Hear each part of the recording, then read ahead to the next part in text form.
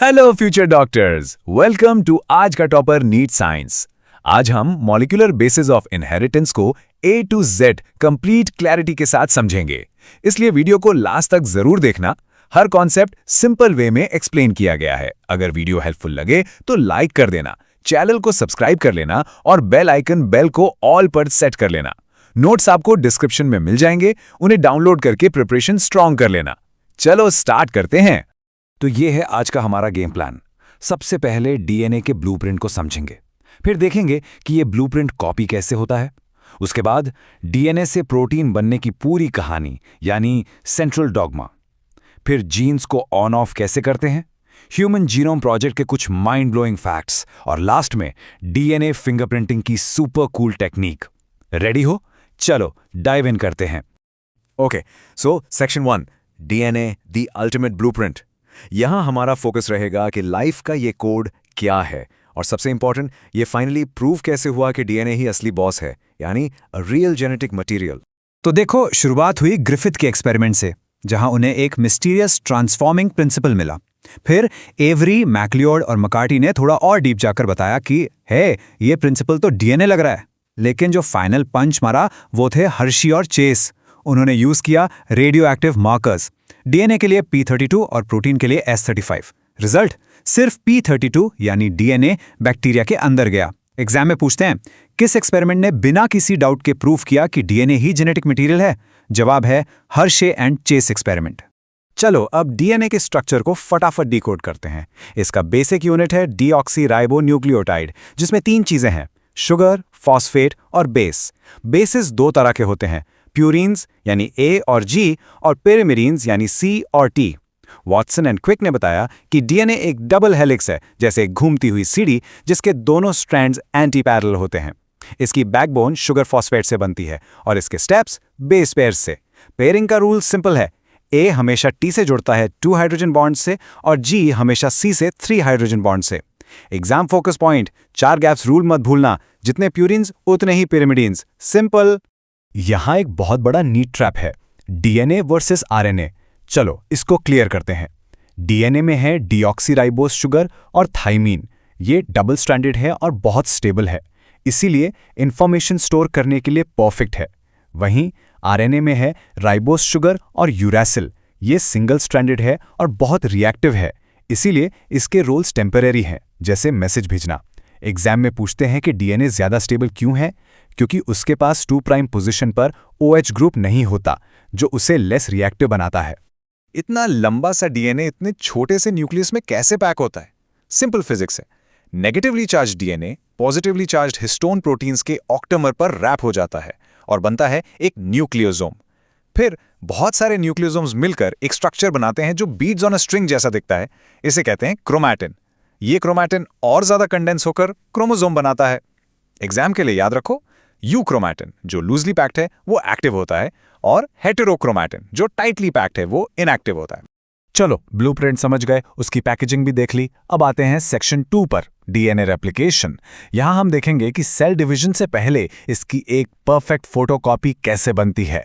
DNA replication का सबसे important concept है कि यह सेमी कंजर्वेटिव है, मतलब हर नए डीएनए में एक स्ट्रैंड पुराना रहता है और एक बिल्कुल नया बनता है। इसको प्रूव किया था मेसेल्सन और स्टाल ने, हेवी और लाइट नाइट्रोजन यूज करके। यह प्रोसेस ओरी से स्टार्ट होता है और इसका हीरो एंजाइम है डीएनए पॉलीमरेज, जो हमेशा 5 प्राइम से 3 प्राइम डायरेक्शन में ही काम करता है। यह एंजाइम एकदम परफेक्ट काम करता है क्योंकि इसके पास प्रूफ रीडिंग की पावर भी है, यानी गलती करके उसे सुधार भी लेता है।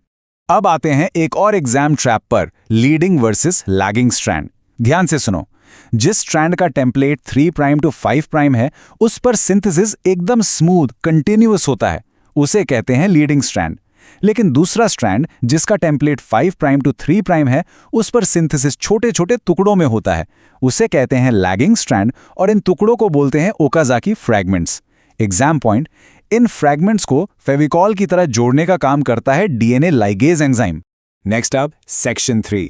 अब तक हमने देखा कि इंफॉर्मेशन डीएनए में स्टोर्ड है, पर ये इंफॉर्मेशन यूज कैसे होती है? इसका आंसर है फ्रांसिस क्रिक का दिया हुआ सेंट्रल डॉगमा, जिसमें हम डीएनए से प्रोटीन बनने तक का सफर देखेंगे। सेंट्रल डॉगमा का पहला स्टेप है ट्रांसक्रिप्शन, यानी डीएनए से आरएनए बनाना। Step 1, initiation. आरएनए पॉलीमरेज हमारा मेन एंजाइम प्रमोटर रीजन को पहचानता है और इसमें सिग्मा फैक्टर उसकी हेल्प करता है। Step 2 elongation. एंजाइम डीएनए पर आगे बढ़ता जाता है और आरएनए बनाता जाता है। Step 3 termination. जब पॉलीमरेज टर्मिनेटर रीजन पर पहुंचता है, प्रोसेस रुक जाता है और इसमें रो फैक्टर हेल्प कर सकता है। यहां एक और कंफ्यूजन पॉइंट आता है, template versus coding strand. Simple करके समझो, टेम्पलेट स्ट्रैंड जिसका पोलैरिटी 3' to 5' है, वो एक्चुअल टेम्पलेट है जिसे देखकर आरएनए बनता है। लेकिन जो दूसरा स्ट्रैंड है 5' to 3', उसे कोडिंग स्ट्रैंड कहते हैं। पता है क्यों? क्योंकि इसका सीक्वेंस नए बने आरएनए जैसा ही होता है, बस जहां जहां टी होता है आरएनए में यू आ जाता है। अब प्रोसेस से 3 मेन टाइप के आरएनए बनते हैं। एमआरएनए यानी मैसेंजर आरएनए जो प्रोटीन का मैसेज लेके जाता है, टीआरएनए यानी ट्रांसफर आरएनए जो डिलीवरी बॉय की तरह अमाइनो एसिड्स लाता है, और आरएनए यानी राइबोसोमल आरएनए जो राइबोसोम बनाता है। यूकैरियोट्स में एक स्पेशल स्टेप होता है, स्प्लाइसिंग। इसमें नॉन कोडिंग हिस्से यानी इंट्रॉन्स को काटकर निकाल दिया जाता है और कोडिंग हिस्से यानी एक्सॉन्स को जोड़ दिया जाता है, बिल्कुल एक मूवी की एडिटिंग की तरह। एमआरएनए तो बन गया, पर उस पर लिखे कोड को पढ़ेंगे कैसे? यहाँ एंट्री होती है जेनेटिक कोड की। ये रूल्स का एक सेट है।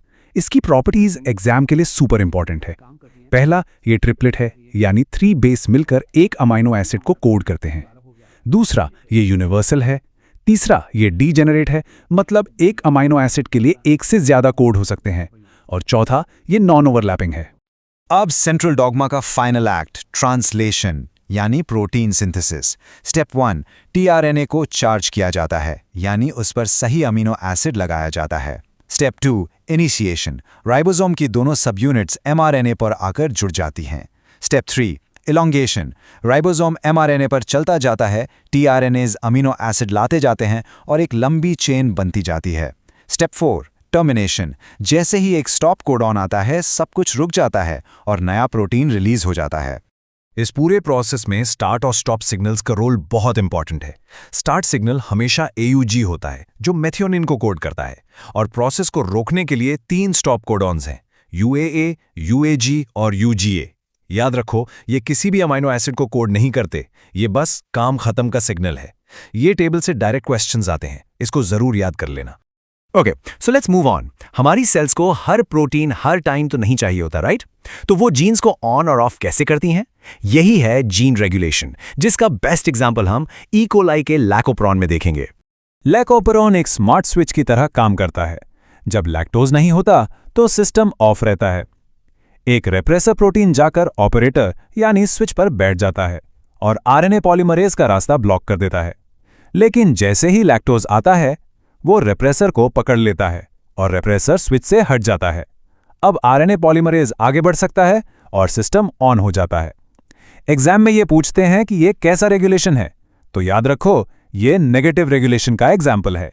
ठीक है, अब बात करते हैं साइंस के सबसे एम्बिशियस प्रोजेक्ट्स में से एक की।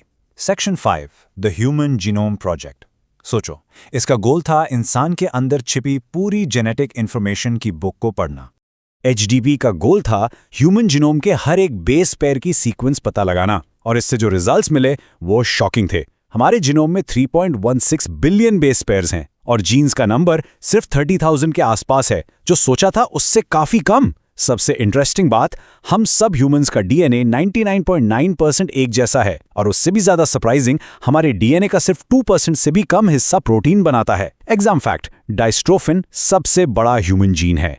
तो अगर हमारा डीएनए 99.9% सेम है, तो वो 0.1% ही है जो हम सबको यूनिक बनाता है, और यही 0.1% हमें हमारे फाइनल टॉपिक पर लाता है, सेक्शन 6 डीएनए फिंगरप्रिंटिंग। चलो देखते हैं इसका यूज कैसे होता है।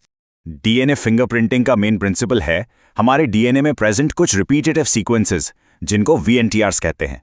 प्रोसेस सिंपल है, पहले सैंपल से डीएनए निकालो, फिर उसे रिस्ट्रिक्शन एंजाइम से काटो। अब इन टुकड़ों को साइज के हिसाब से सेपरेट करो जेल इलेक्ट्रोफोरेसिस से। फिर इन सेपरेटेड फ्रैगमेंट्स को एक मेम्ब्रेन पर ट्रांसफर करो। उसके बाद रेडियो एक्टिव प्रोब्स से अपने टारगेट VNTRs को हाईलाइट करो, और फाइनली एक्सरे फिल्म पर इनका एक यूनिक पैटर्न देख लो, बिल्कुल बारकोड जैसा। और इसके एप्लीकेशंस, कमाल के हैं। फॉरेंसिक साइंस में क्रिमिनल्स को पकड़ने के लिए, पैटर्निटी टेस्ट्स में जेनेटिक बीमारियों से जुड़े जीन्स को आइडेंटिफाई करने के लिए, और यहाँ तक कि एवोल्यूशनरी हिस्ट्री स्टडी करने के लिए भी बहुत ही पावरफुल टेक्निक है। तो इसके साथ ही हमने ये पूरा चैप्टर रिवाइज कर लिया है। पर जाते जाते एक सवाल, अगर हमारा सिर्फ 2% डीएनए प्रोटीन बनाता है तो बाकी का 98% डीएनए, जिसे कभी जंक डीएनए कहा जाता था, आखिर कर क्या रहा है? और इस राज को सुलझाना आने वाले टाइम में मेडिसिन को कैसे बदल सकता है? जरूर सोचना इस बारे में। अगर वीडियो हेल्पफुल लगा हो तो सब्सक्राइब जरूर करो, बेल आइकॉन को ऑल पर सेट करना मत भूलना। Thank you for watching, stay focused on NEET 2027।